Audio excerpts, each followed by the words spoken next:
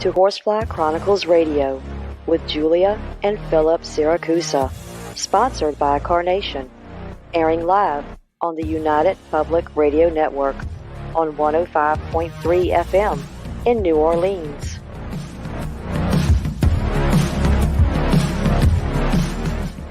This show's entrance has been edited, produced, and directed by Gwen Clapper from Perfect Trust Productions, LLC. You can find us at perfecttrustproductions.com.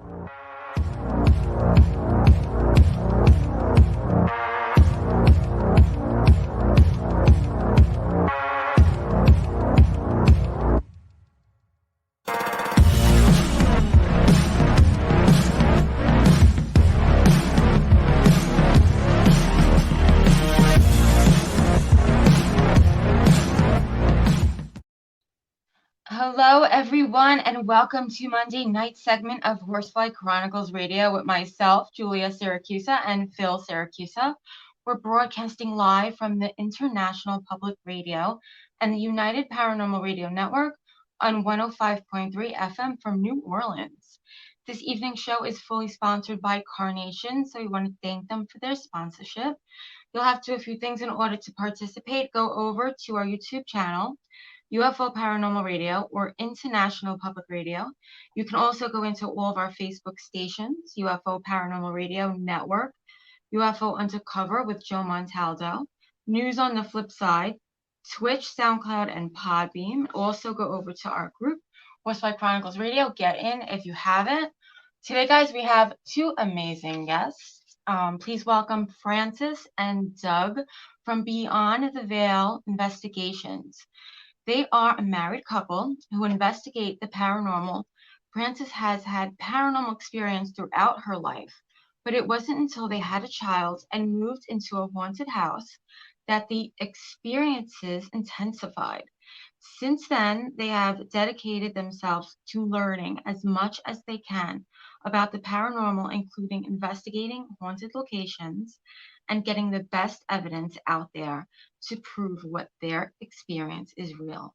They're also content producers at paraflix.com, and you can find out all about them on their website, Beyond Veil Investigations at Linktree. So let's welcome them both to the show. Welcome. Oh, thanks for having us, you guys.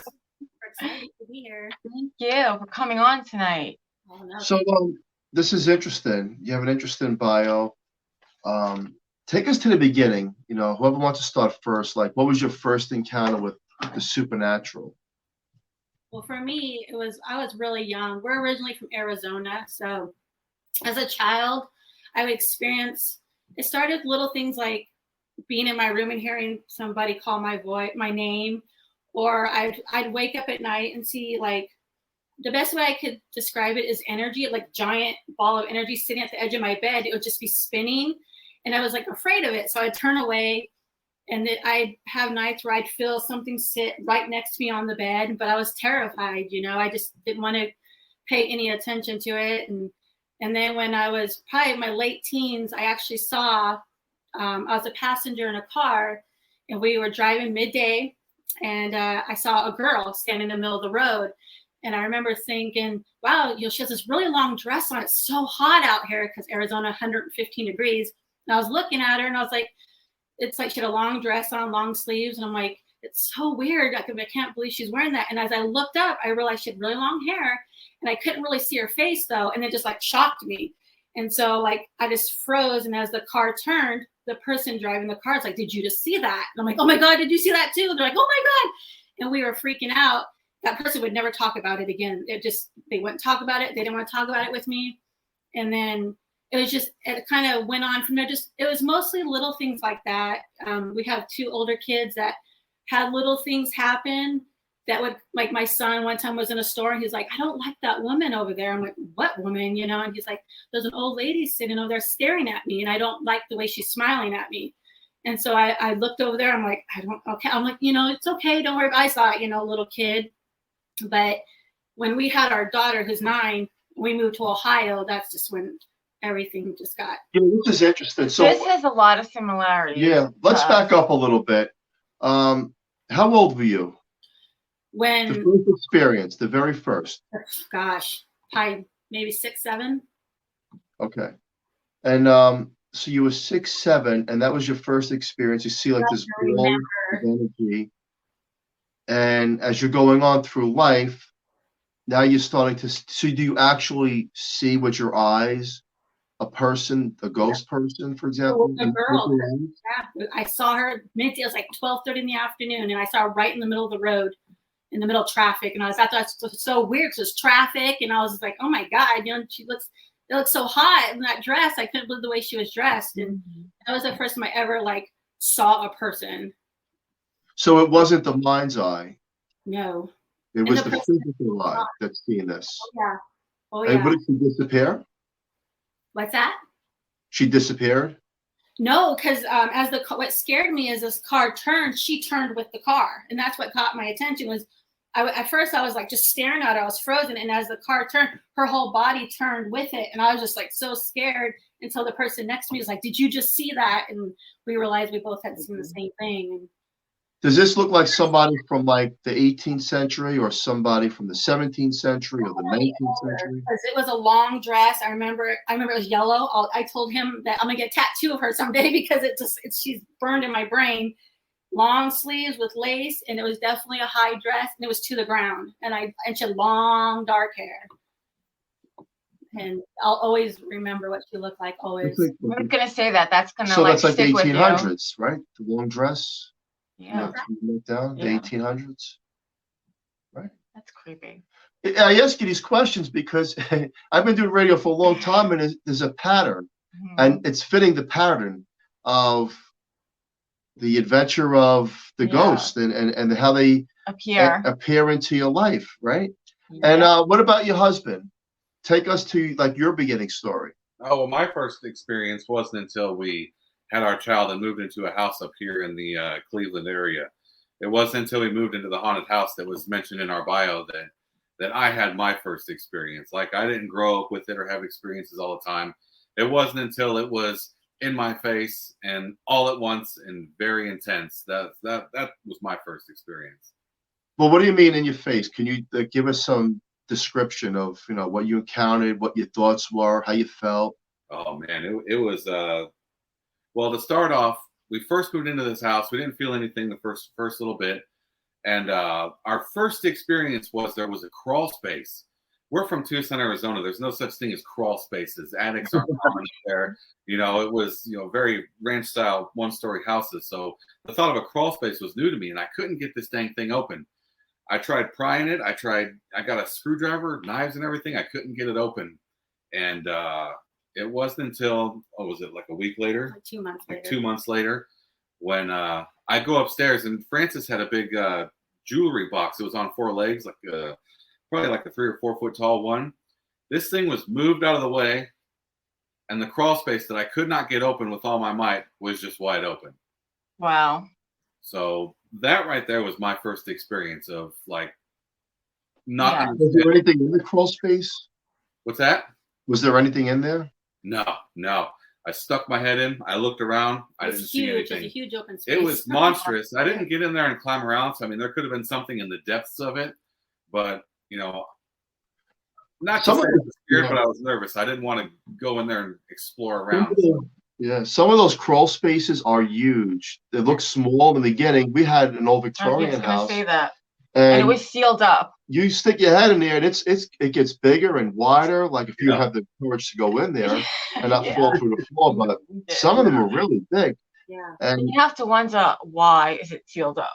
Exactly. Yep. Exactly. There's got to be a reason why. Mm-hmm. And that right there, that crawl space opening on its own was it was the catalyst for everything. Mm-hmm. It was we lived there for 2 years, 3 years after, just under 2 years after that. Mm-hmm. And it was nonstop paranormal experiences after that. The place was very, very haunted. And you don't live there anymore, right? No. We left before the lease was up. Yeah. Okay. So let's talk about those paranormal experiences. What happened in that house?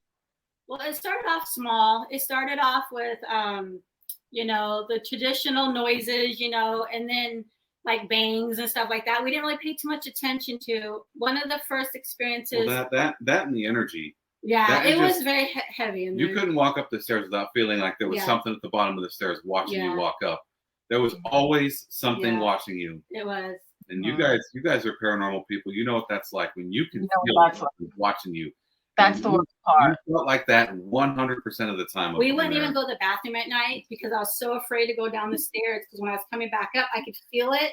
So if I had to go, I made him go stand at the stairs and watch me because I was so scared. Because we've done that. You know, let me ask, you're a husband and wife. We're a husband and wife, and I want to ask you something. Yeah, we are. You know, do you think it was a person that crossed over maybe in that house or in that area, or do you think it was an attachment that's followed one of you up until that point and then somehow opened up into, hey, let's play now. I want to communicate with you? Me personally, I know Francis has had experiences her whole life, but just from my own feelings and what we went through, I think that whatever was in that house was sitting there waiting for us. Yeah. It was there. It was there. It was very unlike anything she had experienced, unlike anything I'd ever heard of at the time. Whatever it was sitting there like Monty Burns, just waiting for us. That's what we do.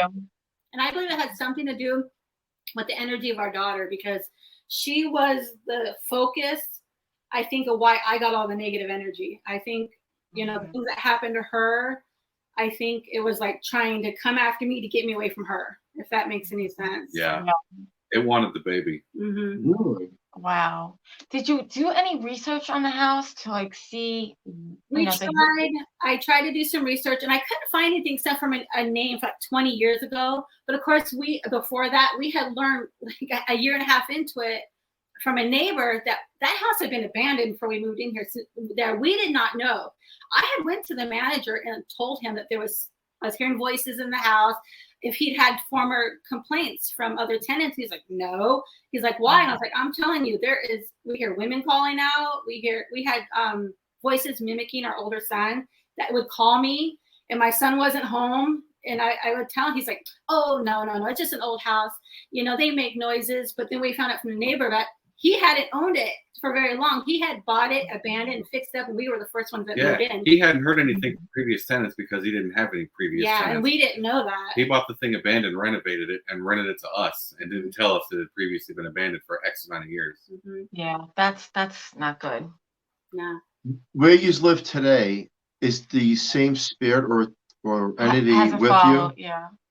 There's energy here. Like, again, I think a lot of it revolves around our daughter. She has seen things. I've experienced a lot in this house, but she has actually seen something when her and my son were here one night.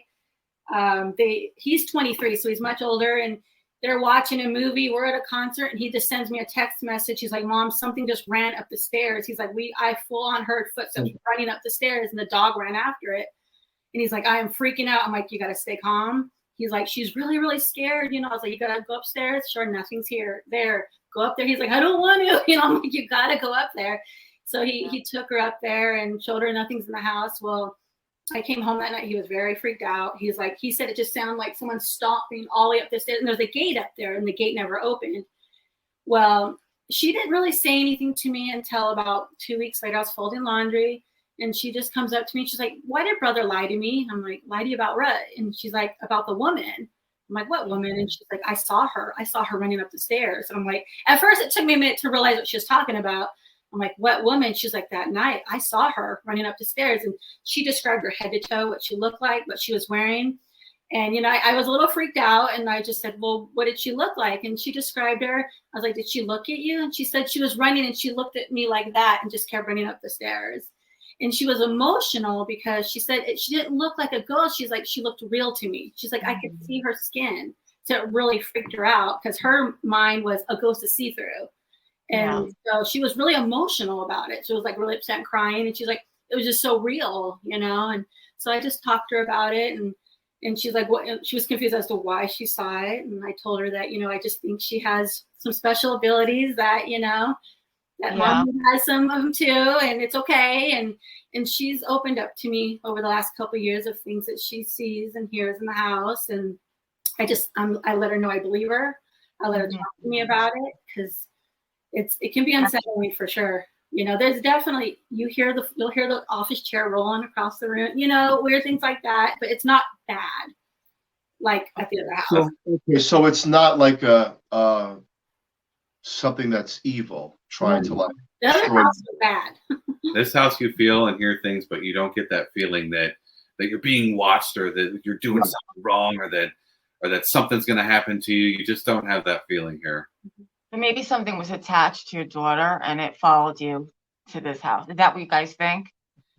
Yeah, I don't know. Because I said it's such a different. That other house was horrible. We had a lot of really horrible things happen, and this house, it's energy. I mean, you can feel it, it's here, but it's just not the same. That's why I'm not scared like I was over there. Okay, that's good. Yeah. Have you recorded any EVPs? Oh yeah. Yeah, we've gotten several EVPs, and we've played with the spirit box in here. We don't do it very often, just because not a long time. we caught a spirit box voice. I think it was the second time we were just fooling around with it, and we got a voice that was very creepy. It said, "Who's there?" Yeah. And it was crystal clear through the spirit box, and right there we're like, "Yep, turn it off. I don't need to hear any more of that in my living room." It's really hard. A lot of people say you shouldn't investigate your own house, but it's not. It's kind of hard not to sometimes. Yeah. You're just right. Like, I don't know. Well, I'm always a curiosity seeker. Yeah. I want to know what's going on in my house. That's everybody has an opinion. I have my opinion, and we had 52 paranormal teams come here before I was convinced of anything. To be quite frank, I have a hard head. I don't believe anything till I see it, and I seen it. And the EVPs are big. Like getting a recording of, and sometimes. Well, like you said, the other house had a different energy, and then maybe that was like a troublemaker, and then this house there's somebody there, but maybe it's not negative. Because if it's negative, you'll know the signs as an investigator. You'll know you'll be depressed, your finances are low, you have medical problems, your equilibrium balance goes off, and every time you try to do something, it goes wrong, and the electronics get haywire in the house. Electronics is a big one. Yeah. Like they know. Somehow that energy knows to manipulate cell phones, computers, radios. And they know how to get to your weaknesses, like the appliances, like that drives us crazy. And appliances. It happens a lot because. So if you're not experiencing the negative, then I would say maybe there's a possibility it's a loved one. Just saying, like, sometimes a loved one gives you a sign. I want to tell you that as a paranormal investigator and a person who died and came back, and I had a near-death experience in 1981, I want to tell you that sometimes they give us signs that we don't realize, and they try to say, "Hey, I'm here." It could be an aunt, an uncle, a friend, a cousin, a relative, and we get scared. We're afraid, like, "Oh, what is this? What is this?" And it took me a long time to comprehend that maybe it's somebody just trying to say hello. Yeah. And I wasn't convinced of that either till I had a medium come in. I don't believe in many of them, but a medium did come in, and she didn't know me from Adam, and she gave me word for word what my cousin would have said to me every time he's seen me. And she don't know me, and I froze, and I was like, "How would you know that?" And I felt my cousin's presence as she said his line that he would say to me, and it showed me that sometimes maybe it's just somebody that knows us that's saying, "Hey, I know you can communicate because you're a lighthouse. I want to talk to you," but they don't know how to come through. So that leads me to a question for whoever wants to answer it. Has a spirit ever come into your dream through some kind of manifestation and try to talk to you, and you wake up the next day and you're like, "I didn't know that person in my dream"? I can't say that's ever happened to me. I have woken up, been in a dream state and seen hovering above my head, and the best I can describe it would be like a spidery scorpion black thing, but writhing, wriggling a foot above my head. That was at the other house. That's a lot. I don't know how to describe it. It was definitely insect shaped. It was black and it was shiny, and the legs were just going all over like that in a circle above my head. Wow. That happened to me. Are I you lived in New Jersey. Yeah. Remember? Are you afraid of like insects, spiders, or anything like that? Like a big nasty spider. I grew up in Arizona. I've seen tarantulas my whole life, so they don't necessarily horrify me, but that do make me a little uncomfortable than being in my house. But that's what they go for. Like I don't like spiders. He calls me to kill the spiders. And what you're saying is a similar, this not dream state, but where I was in between dream and up. That happened to me. Yeah. And I felt like I was going through some form of sleep paralysis before that, and to see that a foot above my face, and I'm trying to get away, but I can't. Yep. That's interesting. And I say that because they know how to play off your weaknesses and your fears. You know. What about your wife? Have you ever seen anybody in your dreams that you wake up and say, "Wait a second, who was that?" No, no, I've never. The way he experienced, we both experienced in the old house, because it was the crazy energy. It hover above our bed all the time, and for me, the most like I'll say again, it has something to do. I know I've had experiences, but it has something to do with my daughter's intense energy, because when she was 2 months old, she was taken from our bed in the other house, and that is something that did happen while we were sleeping. Yeah, that I used to nurse her, and it started with, I would wake up and I kept finding her hanging off the bed with her feet dangling. I'm like, I would tell him, like, that's weird, because she can't roll. She can't. She's 2 months old. She's stick her tongue out. And that's it. I'm like, that's scary. Yeah, and one time I woke up, and I get better at telling the story. It's a hard story, but one time I woke up and she's gone. And I just remember flying out of bed and like, oh my God, where's she? And we were just, he didn't know what was, he flies out of bed, he's running around the room, so he didn't know what's happening. And we actually found her around the corner by that crawl space. And I remember just being hysterical. And I remember bringing her to bed, and I didn't sleep. I can't tell you how many weeks I didn't sleep. And like, she was next to me every moment after that. And it was like, that's when things intensify. Like, it started setting things off in the house all the time. There was no batteries in anything in that house by the time we left, because it would play with her toys. It would make these voices come out of her toys that just I'll never forget. And like, I'd be upstairs, it would set smoke detectors off. So I'd run down there thinking, I'd take them off. I'd go upstairs, it set something else off. I'd run down the stairs. And years later, I would tell him, I was like, it was trying to get me out of that room away from her, because I would leave her upstairs. And because in the beginning, I'd carry her everywhere with me, but that's really scary. Yeah, we had one incident, because I would carry everything. I was so scared leaving her alone, that we had one situation that because it was upstairs in a basement, and the basement was horrible. There was something in that basement that you would just, when you'd go down there. And one time I was holding her, and like I stopped midway, and I just felt something in there, and I was looking, and I was like frozen. And I'll tell him this day, I don't know what it was, but my right leg came out from under me, and her and I went down those stairs. And I remember going down and just holding her, going, just keep her against you. And I remember just like landing on the ground, and I could hear my son upstairs talking to his friend or whatever. And I was just frozen. I didn't feel no pain, so I was so frozen. And I just remember looking around the basement, like I knew something was staring right at me. And I was just like so scared. And then all of a sudden all the pain started rushing towards me and stuff. But it was just a point where I had to like leave her with my son. I couldn't go downstairs with her. I was so scared to take her anywhere in that house, because if she was with me, it was like, I can't even explain it. Do you think it was maybe like a woman that maybe lost a child or something like that? I have no idea. I have no idea to this day. I've been doing a lot of work on my past, because I want to know why it started with me, so maybe it'll help me with her, because it's even more intense with her. She's so like aware. And have you ever like brought anybody in to help? No, we've never had the opportunity to speak with a medium or anyone who has abilities like that. It just hasn't happened yet. I'd like to someday, though. Okay. Have you taken pictures in the home to see if you caught anything, any apparition? We have a lot of pictures from that house that we always say we're going to go through. We haven't gone through them yet. It took a long time I have a picture of a door from that house that right before we left. It was probably about a month because we broke the lease. Well, we didn't break it. We left before it was up, and we paid on 2 houses. So I started getting sick. I started waking up, not breathing, and I got really scared. And so we were getting ready to leave, and I went to open the door, and he's like, "What the fuck?" Excuse my language. And I was like, "What?" He's like, "Get over here." And I'm like, "What?" He's like, "Look at that door." And it was an image which I can share with you. I've only shown a couple people, but what it was like the grain inside of a door. Like you see the door behind her head up here. You can kind of see the dark markings in it, kind of like the grain of the wood.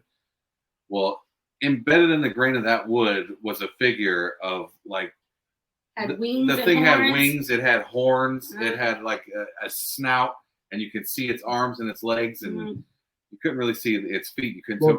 That's not a good spirit. Yeah. That sounds like a demon. Period. Yeah, that's what came out of nowhere. Is a demon. So that's the one bit of photo evidence that we do have from that house that clearly shows that something is evil in that place. And I couldn't look at the picture for the first like 3 years after we left, and he would like, "Here, you want it on your phone?" But I couldn't even look at it because I was so scarred from that house that it took me a long time to be able to like, okay, I can look at it again. And we haven't gone through any of the pictures when our daughter was little because we talk about that. We're like, we need to look at the pictures and the videos of us filming her and see what we see, because that's traumatizing. It's really, and we've actually, what was it, like a year ago? Because she kept saying that someone was talking to her in her room. So one night we let her sleep downstairs, and I actually put a camera up in her room, an infrared camera, and I caught little things moving around the room. I'm like, oh, that's probably just it could be dust. Could be. And then it was like 5 a.m. He just left to work, and I'm watching this little light, and I'm just watching it, and I see it moving towards the little TV in her room, and I'm like, okay. And all of a sudden, something just smacked the camera, and the camera just hits really hard and moves, and I was so frozen. I was like, oh my God. But wow. It was just, I think it just didn't like that we had set up the camera, whatever's in there, because we don't feel nothing negative up there. It's definitely weird up there. Yeah. But nothing negative. So it's a lot. Have you ever done a Ouija board? I'm still stuck on the baby I'm moving. I can't. Sorry. He doesn't want to do them. I'm not afraid to try them. I did as a teenager. But it's not that I don't want to do them. It's just that you hear all these stories, and I am not educated enough to feel that I would do it correctly without screwing something up or inviting something I shouldn't invite. Yeah, that's how I feel. I'd use it, but with somebody who really knows what they're doing to show me the right way to do it. Yeah, it's something that you don't know who you're talking to. Mm-hmm. You don't know. There's a lot of trickery. You have to be. I learned that the hard way. Yeah, you have to be really trained, like you said, you have to know what you're doing. I don't think anybody knows. You could go on a Ouija board, anybody can go on, but they don't know who they're talking to. You're not going to lie to me and tell me it's Mrs. Jones from the 15th century. Yeah. I'm not buying it. And I'm not buying it because of experience that some of these things make believe that there's somebody that they're know. Mimicking. They're pretty smart. Yeah. And then they reel you in, so you want to do the Ouija board again and again and again, and before you know it, now you have an attachment. It's very addictive. And after that attachment, if you don't get rid of it, it can cause health problems. That's the one thing about paranormal I try to explain to a lot of people is that it's not just what you see and the voice you get on the EVP. There's other problems with this. As a paranormal investigator, you both know that if you're in a really haunted location, sometimes the batteries go dead and the equipment that you're using. And you have to say to yourself, well, if that's possible, and it is, then what could it be doing to me and my energy? Yeah. And that's why, there's paranormal hangovers. The next day after investigation, you feel like you can't even leave the bed. And then you start to get these false thoughts in the mind. Mm-hmm. So, we want to be smart and investigate, but sometimes they're a lot smarter. They're one step ahead. And they know how to affect us and drain us. And maybe their intention is not to drain us, but they can. Mm-hmm. So you've been to a lot of different locations. Yeah, let's talk about some of those. Definitely. Yeah, we're lucky living where we do. Up in Northeast Ohio, man, we are surrounded by tons and tons of Not only ones that you see on TV, like the famous ones, which are always fun to go to, but just all over the place, the little teeny ones that no one's ever heard of. They are everywhere. Wow. Yeah, we're really lucky in our locations. Ohio State Reformatory was our first official paranormal investigation. That's a super famous one. That's Penhurst Asylum, we've done that. Trans-Allegheny, investigated. Bobby Mackey's, only 4 hours away. So How was that? Oh, it was awesome. lived up to the hype, that's Yeah, for sure. We had a lot of activity. As paranormal investigators and Bobby Mackey's, do you think these were the earthbound spirits that maybe died over there or somewhere around there back in the day? I think it's a conglomeration, man. There's so much more history to that building that most people get to know about. Yeah. The grounds were used for so many different things, so it's really impossible to say. It could be residual of a mobster who was murdered on there, because the place used to be a mob bar. People even say that the basement is a portal to hell, that demons come through it. We didn't experience anything like that, but I will never ever rule that out, so it could be anything. We didn't get any concrete evidence saying this is what I am. So yeah. Is there a location that you investigated that was, over the top, like that really left a mark on you guys? Probably Penhurst for me. Penhurst State School, definitely. Yeah, that place was, the EVPs in that place, oh my God, it was just incredible. When you walk in there, you can just feel it everywhere. Oh. So tell me about the EVPs. What did you get on the EVP? What did it say? Well, one of the most clear ones we got was something saying, we're walking through the Devon building in the basement, and something clear as day said, take her home. It whispered it. I'm using my voice for the camera, but it said, take her home. Oh, man. And then there was one point where we turned the spirit box on in the Mayflower building. Was it the second floor or the third floor? And we're investigating just like a dorm room where one of the children may have lived when it was open. And the thing just went off. I think I counted one time. We got like 27 voices, 27 different voices, and it was less than a minute and a half. I think it was like 87 seconds or something like that. It was a lot of voices. More spirits surrounding us in that moment than we've ever had at once. It was incredible. Wow. You could feel the energy, right? Oh yeah. And every single one of those voices, you could hear what it said, and they were all different. Anything ever go home with you guys from there? Not from Penhurst. I really do think that something did follow us home from Ohio State Reformatory, though. We investigated that place twice consecutively, and one of the things that happened to us here was, I want to say, was it the next night or 2 nights later after that? After the investigation, our front door flew open. Our locked front door that had a locked screen in front of it unlocked itself and flew open and set the house alarm off. And then the following night, our daughter woke up saying that there was a man standing in her doorway. So we're like, yep, time to cleanse the house. Yeah. So we started doing things differently when we left locations after that, making sure we did a better job closing things before we left. And we haven't had anything like that since. So it took one time for something like that to happen to us. We'll have it again. Do you guys do residential cases?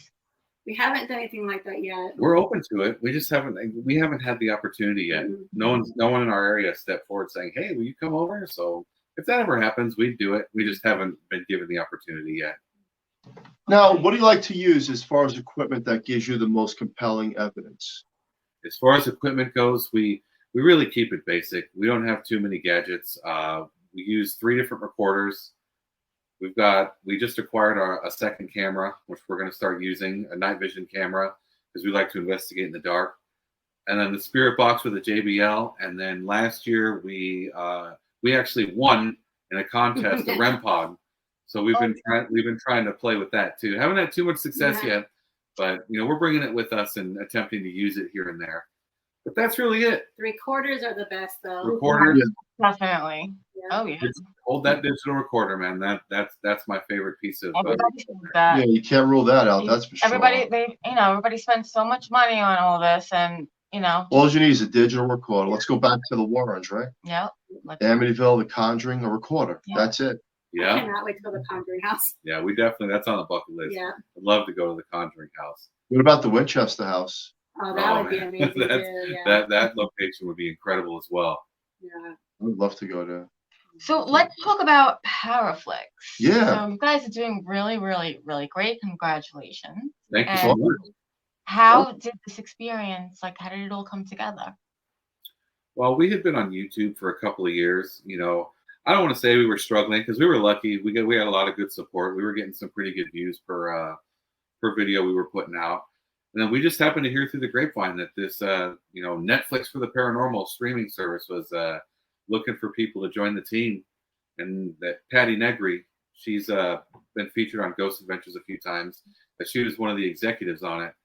And so we reached out and had our interviews or whatever, and they watched our stuff and they liked it. So we were actually one of the original teams to be, or one of the original content producers for the opening of that whole streaming service. Oh, really? Yep. Oh, wow.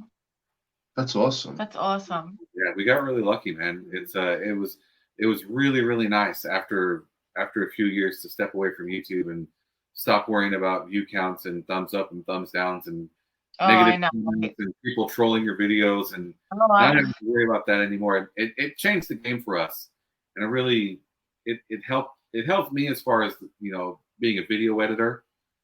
Mm-hmm. It's helped me learn a lot about creating episodes rather than videos. I don't know if that makes any sense. Yeah, it does. And you get a more intelligent audience Yep. based on the topic versus the troll who Yep. tries to debunk and criticize stuff out there. So Yeah. your work becomes more appreciated. Yep. Exactly.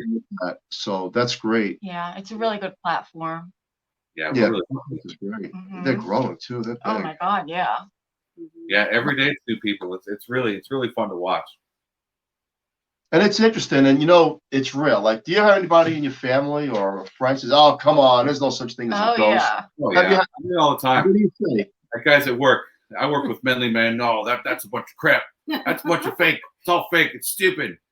And it's like, I don't know what to tell you, man. I go in a room, I hold out a recorder, I ask a question, and the damn thing answers me. So I don't know. You can call that fake all you want, but that's not fake. It's, you know, what are you gonna do? Not everybody's gonna believe it. It happens to us too. Not every, family, friends. And It's always that's good to be. one reason we really appreciate, you guys having us on and tell our story. It took us a long, long time to be comfortable sharing this stuff without the worry that people are going to look at us like we're back crack crazy. Yeah, we never shared what happened to us until Natalie, who was another executive, brought us on Paraflex, because I shared, my family knew what had happened to us, because my family's always been pretty supportive. They thought I was a little weird in the early years when I would explain what was happening, but no one really knew our backstory, what happened to us and our daughter, and it was like really hard to share it the first time. Yeah. It's such an emotional thing, but Then it sounds like we're exaggerating, but it's It's really nice to be on platforms where you can really be honest and explain Mhm. what happened, Mhm. and people actually accept what you're saying Mhm. and realize that they've gone through things too, and that Mhm. you're not crazy. yeah. You're not. Yeah. So, as paranormal investigators, do you think ghosts can help people besides the Question. spooks and the scariness and the knocks? Do you think, in your opinion, they could actually be helpful to us in the physical realm? Of course, they could be helpful. I really think that just the simple thing of helping somebody conquer a fear. How about someone's horrified of things they can't see or they can't explain, and all of a sudden you can become enlightened because of what you capture on your digital recorder, or what you inadvertently capture while you are recording someone on your phone. That's just one basic thing that they can help you with. So then, in essence, what we're saying is that we go on. When we die, cross over, it's not the end. Mhm. We go on to another form of energy. True? I think Oh yeah, so. either another form of energy or the same energy, just not confined to a vessel or one particular vessel. Right, Yeah. to a vessel. That's true. I like that. Heard that. That's so true. Hmm.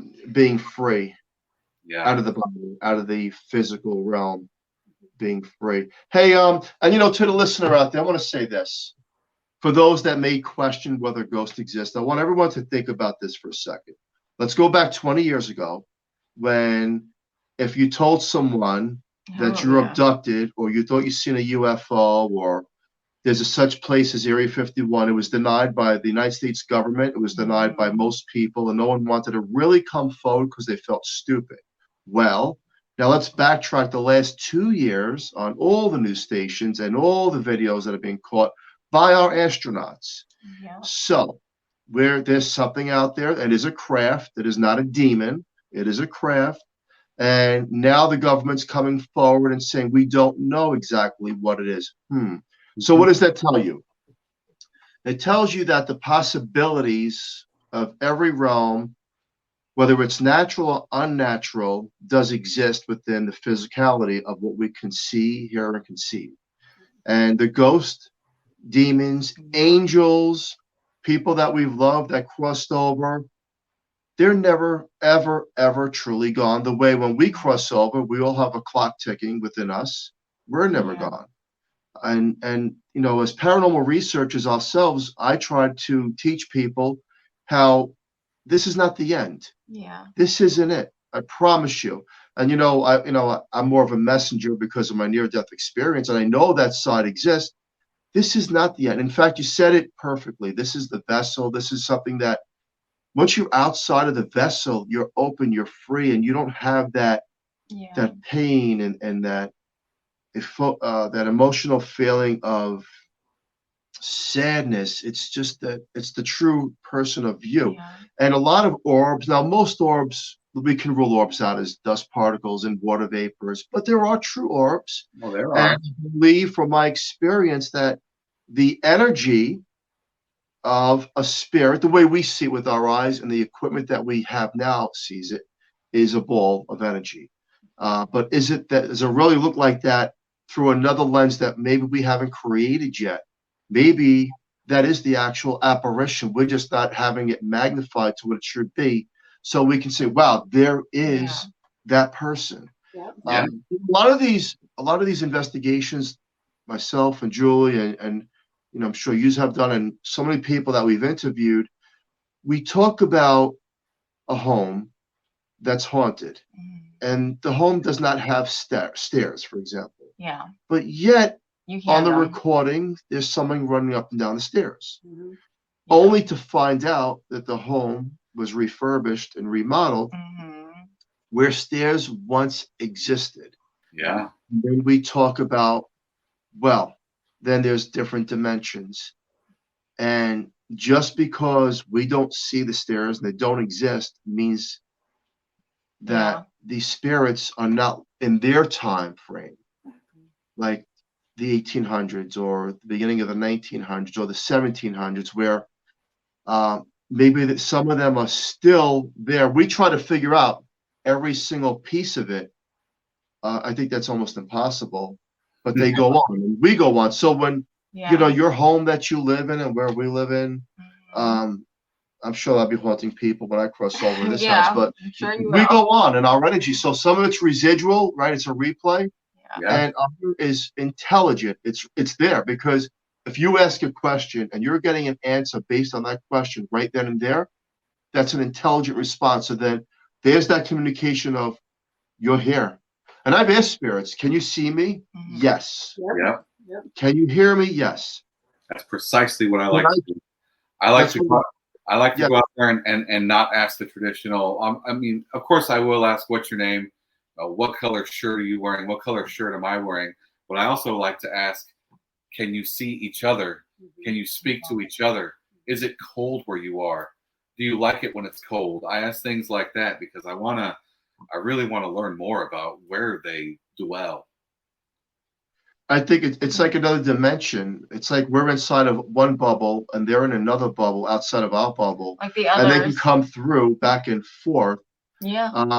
And we know time is linear, so that whole essence of time on their side may seem to exist within their realms. And we try to figure out, well, that's back 200 years ago, and maybe it isn't. Maybe they're still living in that time frame. And it's hard to conceive that, right? It's right. Maybe for us it's 200 years ago, but to them it's tomorrow. But through all the investigations we've done and had done at our home, it seems like we call them ghosts, but I don't know if I would call them ghosts. It's us. We go on. It's spirits, right? Yeah. It seems like, they say some of us, when you die, you really don't know that you die, and you're going on into another dimension of a frame of who you really are in the existence of that space. So it's fascinating. I love it. I think the topic of paranormal, what we do, is so open, and more people now becoming more receptive. Definitely. And I like what you both do, and I like the fact that you're putting it on Paraflex, and your daughter has abilities. I want to say something. I've had a guest on a few weeks ago. Sometimes a spirit from the other side comes with a person who was born in the physical world. Yeah. It sounds bizarre, right? But it makes sense, though. It's like a soul group thing. There's the physical, and then there's the spirit that comes with the physical. Yeah. It's a dual birth. That's that's mind blowing. Yeah. And they come in soul groups, and even though it's not taking a physical form, the spirit, it's like a guardian angel to protect, to watch over, and make sure that everything is okay for that person. Yeah. As they're born and their steps through. Because a lot of the people that we interviewed, including yourself, it happens at adolescence where you're starting to see an apparition. I cannot tell you how many people we've interviewed that's what they say. And me too. I was young, and I used to have nightmares turning to night tremors. I wake up seeing things that don't exist.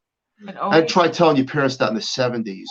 They said you would get a slap or go back to bed. I chose to go back to bed. But no one wanted to hear about ghosts in the 70s. Not my parents, anyway. But as you get older, then you start to see shadows, and you hear voices, and you're like, well, where's this coming from? Am I crazy, or is this really happening? Yeah, and then your parents say, "Oh yeah, I didn't want to." And now today's world, look at today's world. It's all over television. Yeah, then your parents say, "Well, I didn't want to have to tell you when you were young, but this is what was happening." Yeah. While I was slapping you, I was seeing it too. Yeah. Right?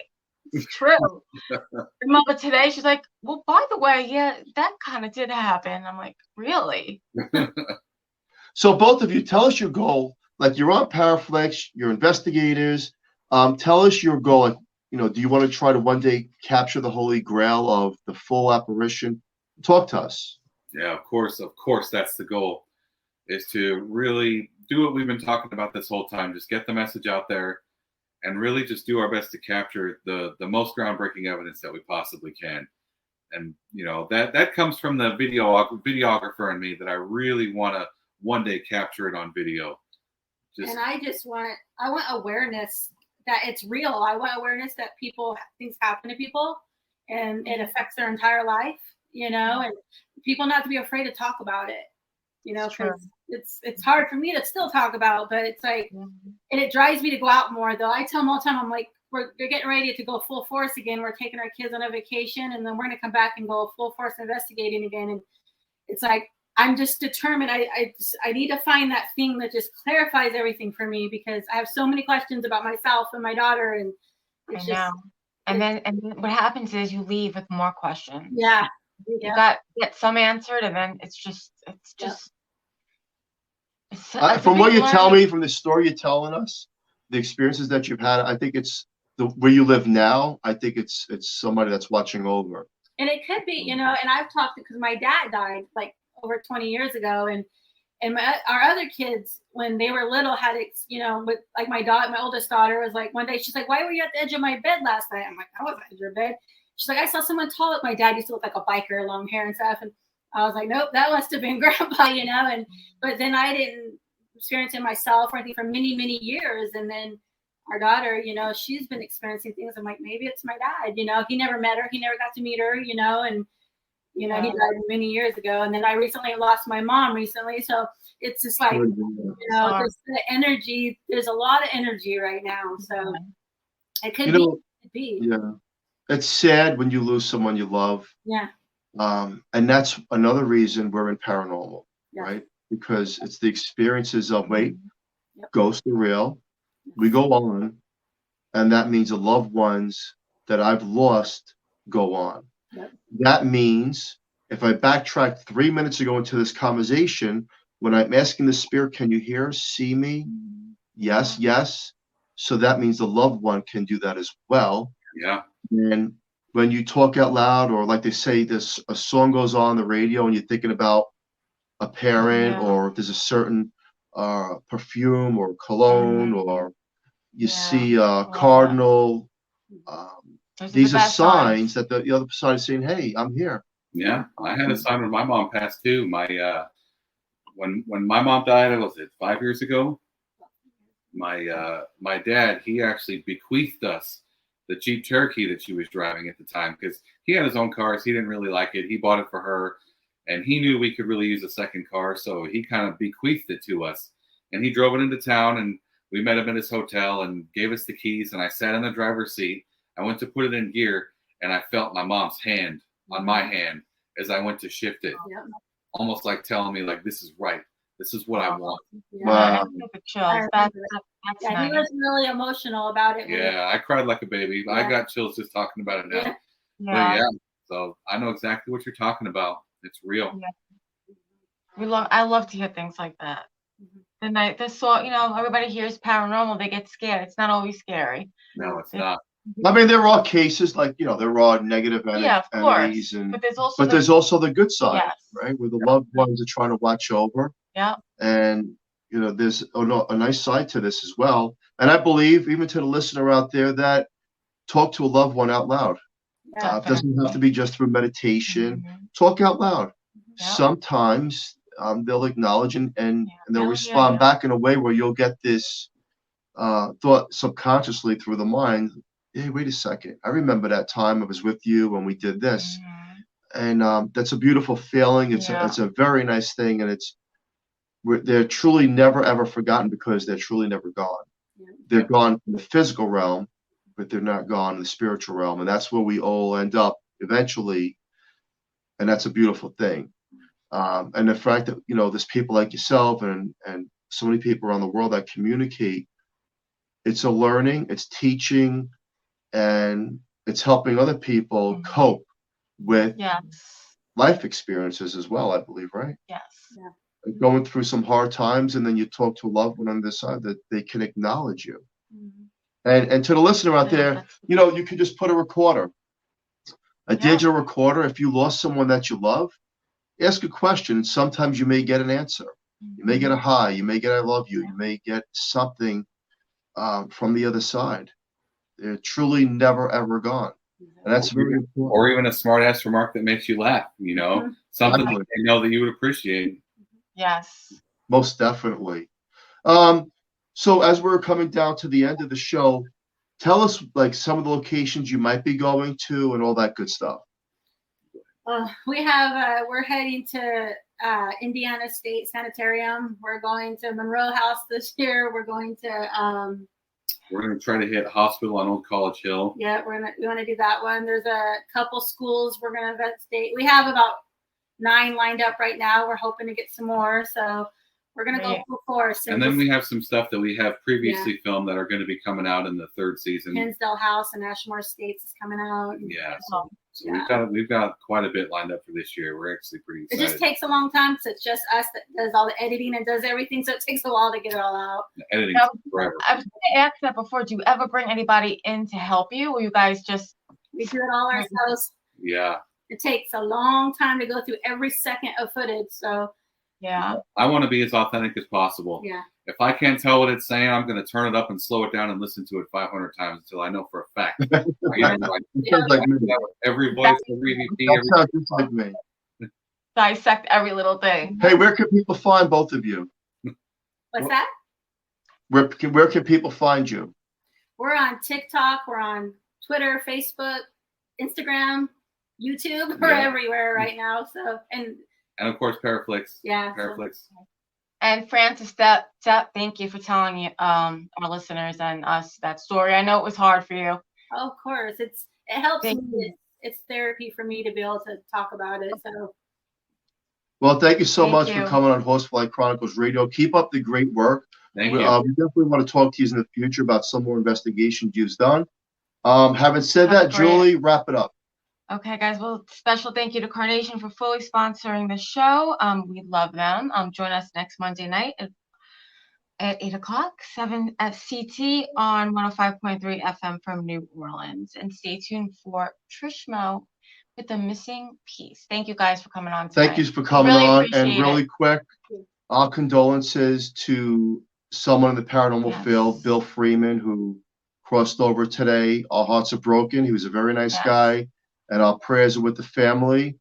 And he was when you're part of the paranormal, you're part of our whole family. So we want to say the condolences to that family and prayers. And thank Bill for the work that he's done throughout all the investigations he's done.